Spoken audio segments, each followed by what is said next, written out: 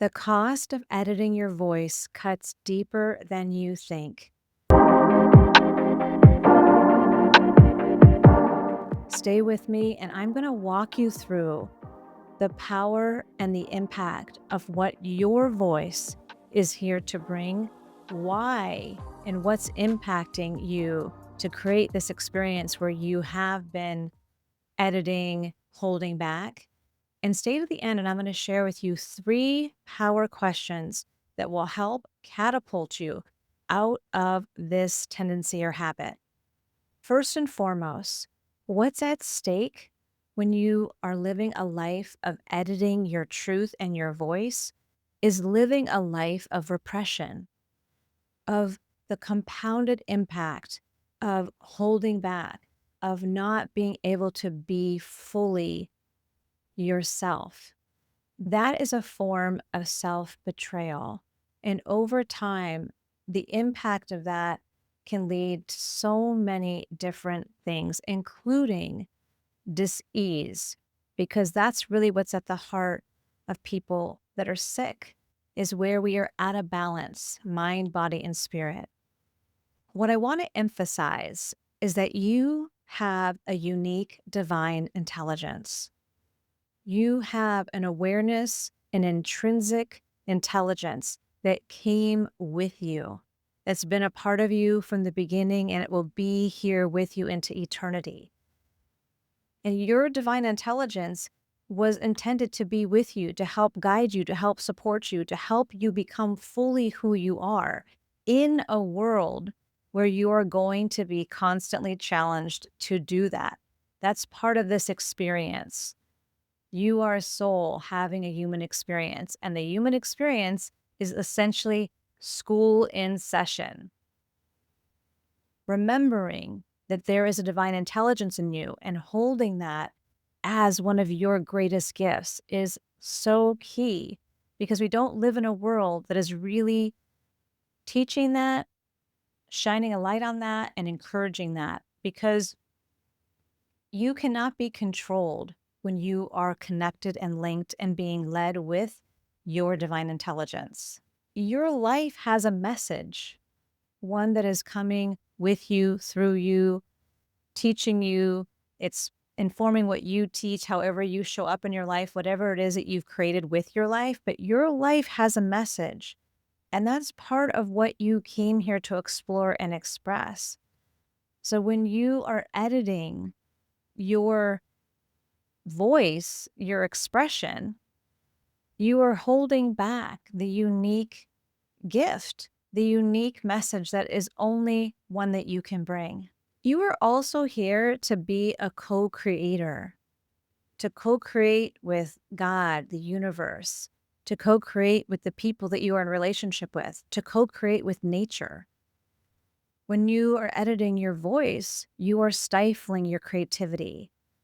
And your creativity is part of one of your inherent aspects of thriving, of living, of being, of finding more and more clarity in who you are and discovering why you're here. Now, let me just highlight a couple of the things that are really at the heart of why you are editing your voice, because you did not come here with that editor. You came here fully open, fully expressed. Remember, and you've seen it in a child if you don't remember in yourself, there was no inhibitions. There was no worried about getting it wrong. There was just constant striving to learn, to do, to challenge, to understand. That's why children learn or hear the word no as much as they do, because they are always trying to step into their aliveness, their sovereignty, their desire to have autonomy.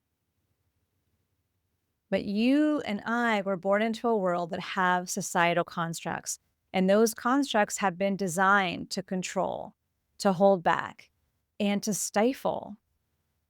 And I'm not going to get into a history lesson about all these constructs, but I know you know exactly what I'm talking about. And they show up in different forms, and they impact people in different ways, depending upon your culture, your socioeconomic background, your race, your skin color. But societal constructs have a lot to do with how we start to lose contact with our voice, with our truth. We also really want to be accepted. We want to be liked. We want to belong.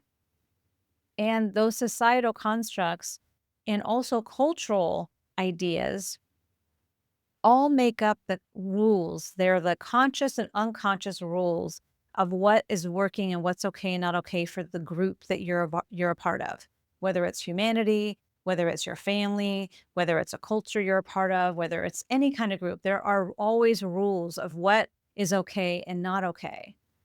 And that also impacts how you are expressing yourself, how free you feel to really express your truth. And the last one I want to highlight, because there are a myriad of reasons why you are editing your voice.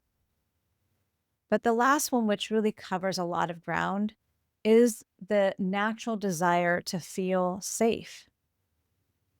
When you come into this world as a soul to have a human experience, you take on a body that has an ego. And that ego is wanting to maintain a sense of control and safety. It wants to know that it's okay. And that shows up in so many different ways. That's connected back to our reptilian brain, that fight, flight, stress response. It's connected to all the ways that you've made meaning about your life, about what is safe and what isn't safe. And if you haven't actually done some excavating and gotten curious about that, that can be really powerful as well, because so much of how we're moving and operating in our world is unconscious because we're just being ourselves. We're not walking around with a mirror in front of us and seeing ourselves all the time. That takes a concerted effort. And often that way of being or choosing to see ourselves is often stigmatized or seen as indulgent, when it's actually one of the most responsible and respectful things that you can do is to become highly aware and conscious of yourself, because you are the only thing that you actually have dominion over. You are the most powerful relationship you will ever have in your life. So remembering that the cost of editing your voice is significant, but it isn't something that you developed, you created. It's not some defect in you. It came from the world that you were born into. It came from the societal constructs. It came from the desire to want to belong and to feel loved and feel part of something. And it came from your unending desire to feel safe. That is just a very real part of being human. This is something that you can shift, you can interrupt, you can begin to find your authentic voice. I'm going to share with you four questions that you can use to reconnect with your voice, with your truth. Because when we spend years and decades filtering what we really believe, what we really think, what we really have to say, we can lose sight. We can lose that conscious connection. But these are some questions that you can sit down and journal on and discover and see what you learn. The first one is a sentence stem. If I say what I really feel or believe, and finish that sentence. If I say what I really feel or believe, and that will help you really see what is at the heart of what keeps you withholding. Do not skip this question because it's what makes it conscious. And when you answer that question, you're likely going to have some history come forward, but you're also going to see how your current reality is impacting it. And that's really, really helpful. The second one is the message my life is here to tell or share. The message my life is here to tell or share. And the third one is really a either or. You could answer them both, but I wanted to give some options for this one. The first one is, what have I not said that I keep holding back? What have I not said that I keep holding back? Or, if I knew my time was limited, What music is still inside to play? If I knew my time was limited, what music is still inside to play? That's a little metaphor on something that you maybe have heard before, but the opportunity is to connect and perhaps reconnect with the song, the music that your life is intended to express, to contribute, to make manifest in this life, your beautiful life, your one and only precious life. Now is the time to shift this. It is never too late. I don't care where you are at any stage of life. Now is the time to shift this. If you are still breathing and listening to this video, this is your call. This is your invitation. Spend some time with those questions. Let me know what came about. Let me know what you discovered. If you're new here, my name is Jennifer. I'm here every day to remind you that your truth is your power. Trust yourself and your life will transform. I'll see you tomorrow.